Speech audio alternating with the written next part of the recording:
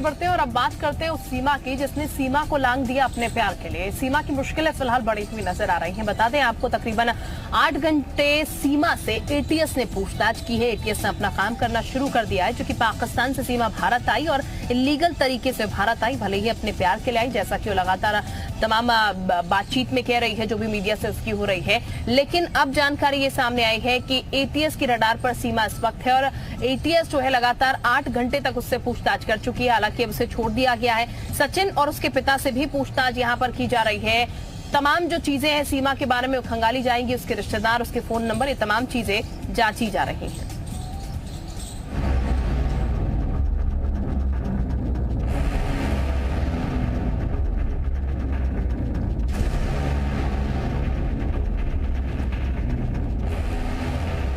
सीमा हैदर अपने 4 बच्चों के साथ पाकिस्तान से दुबई और नेपाल होते हुए हिंदुस्तान में दाखिल कैसे हुई? इस सवाल का जवाब यूपी एटीएस तलाशेगी। यूपी एटीएस सीमा के सारे सफर के दौरान इस्तेमाल किए गए मोबाइल नंबर और उनकी कॉल डिटेल्स को भी खंगालेगी। यूपी एटीएस सीमा के अलावा उसके परिवारजनों की जानकारी भी जुटाएगी। यूपी एटीएस ने जांच पड़ताल शुरू भी कर दी है। यूपी एटीएस जांच कर रही है कि सीमा हैदर पाकिस्तान से दुबई और फिर वाया नेपाल भारत कैसे आई। इस दौरान वो किन लोगों के संपर्क में आई, उसकी पूरी जानकारी जुटाई जाएगी। इतना ही नहीं, पूरी यात्रा के दौरान इस्तेमाल किए गए मोबाइल नंबरों की भी पड़ताल होगी। साथ ही यूपी एटीएस सीमा के सभी परिजनों की कुंडली भी निकलवाएगी। इसके लिए तकनीकी मदद ली जाएगी। कोई भी दरवाजा अभी नहीं खोल रहा है, लेकिन क्योंकि एटीएस की जो नोएडा यूनिट है, थोड़ी देर पहले हिरासत में उसे लिया है। सीमा के आईडी कार्ड हाई कमीशन भेजे गए हैं और सीमा के चाचा भी, क्योंकि पाकिस्तान में आर्मी में सूबेदार थे। यूपी एटीएस सीमा हैदर की गतिविधियों की भी जांच कर रही है। इसके अलावा उसके पाकिस्तानी संपर्कों की भी जांच हो रही है। कई सवाल ऐसे हैं जो सीमा हैदर और सचिन की लव स्टोरी को शक के दायरे में खड़ा करते हैं। सोशल मीडिया पर लोग सवाल उठा रहे हैं कि क्या सीमा हैदर पाकिस्तान की जासूस है? पाकिस्तान के सिंध प्रांत की रहने वाली सीमा हैदर की पबजी गेम के दौरान ग्रेटर नोएडा के रूबुपुर निवासी सचिन मीणा से मुलाकात हुई। मोबाइल गेम से मामला बढ़ते बढ़ते प्रेम संबंधों तक पहुंच गया। सचिन की मोहब्बत की खातिर सीमा हैदर अपने 4 बच्चों के साथ नेपाल के रास्ते भारत पहुंच गई। लेकिन एक 5वीं पास सीमा कैसे सरहद पार कर गई? सीमा ने 4 मोबाइल फोन क्यों रखे थे? 6 पासपोर्ट रखने की आखिर क्या जरूरत थी? और नेपाल के रास्ते भारत की सरहद पार कर 2 महीने तक नोएडा में भी रही। इस दौरान जांच एजेंसियों को कैसे भनक नहीं लगी? ये भी कहा जा रहा है कि सीमा हैदर के पास 3 फर्जी आधार कार्ड हैं। सीमा बिना जांच एजेंसियों की जानकारी के 2 महीने से ज्यादा वक्त से राजधानी दिल्ली के करीब ग्रेटर नोएडा में रह रही थी। उसकी पोल तब खुली जब सचिन एक वकील के पास उसके कागजात बनवाने के लिए गया, लेकिन वकील ने इसकी सूचना पुलिस को दे दी। हालांकि सीमा हैदर खुद को पाक साफ बता रही है।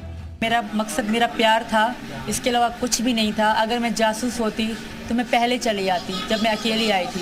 अपनी छोटी बेटियों को ना ले आती। सीमा हैदर खुद को पाकिस्तान का जासूस होने के आरोपों को सिरे से खारिज कर रही है। अगर मैं जासूस होती तो मैं खुद चल के वकील के पास ना जाती, क्योंकि मेरे बच्चों को स्कूल में दाखिला चाहिए था। हमारे पास कुछ भी नहीं थे, तो हम उनसे हेल्प लेने गए कि कोई तरीका बताएं कि हम किस तरह कागज वागज बनवा सकते हैं। सीमा हैदर का कहना है कि चाहे उसे जेल भेज दिया जाए, लेकिन वो पाकिस्तान वापस नहीं जाएगी।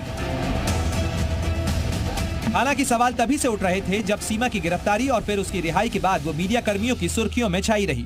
वो 4 बच्चों की मां है, बलूच की रहने वाली है, 5वीं पास है, लेकिन फर्राटेदार हिंदी बोलती है, फर्राटेदार इंग्लिश बोलती है।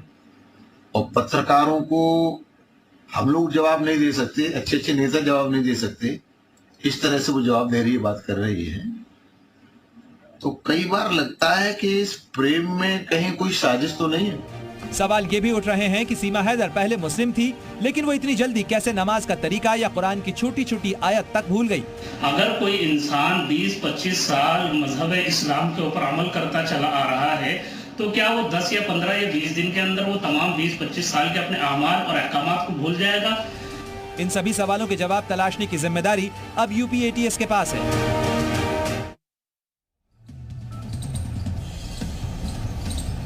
तो रिपोर्ट के माध्यम से हम आपको दिखाने की कोशिश कर रहे थे कि पूरा प्रकरण आखिर क्या है और इस पूरे प्रकरण को लेकर आप किस तरीके से एटीएस अपना काम कर रहे हैं। हमारे सहयोगी नीतीश भी इस वक्त हमारे साथ बने हुए। नीतीश का हम रुख कर लेते हैं। नीतीश, इस पूरे मामले की अगर बात की जाए तो प्यार एक तरफ है, जो उसकी बात सीमा हैदर कर रही है, जिसके लिए उसने सीमाएं लांघ दी हैं, लेकिन एटीएस अपना काम कर रही है और ये काम शायद अब बहुत सख्ती से हो रहा है एक तरीके से, क्योंकि 8 घंटे अभी सीमा से पूछताछ हुई है और निश्चित तौर पर आगे भी पूछताछ जारी रहेगी फिलहाल अभी।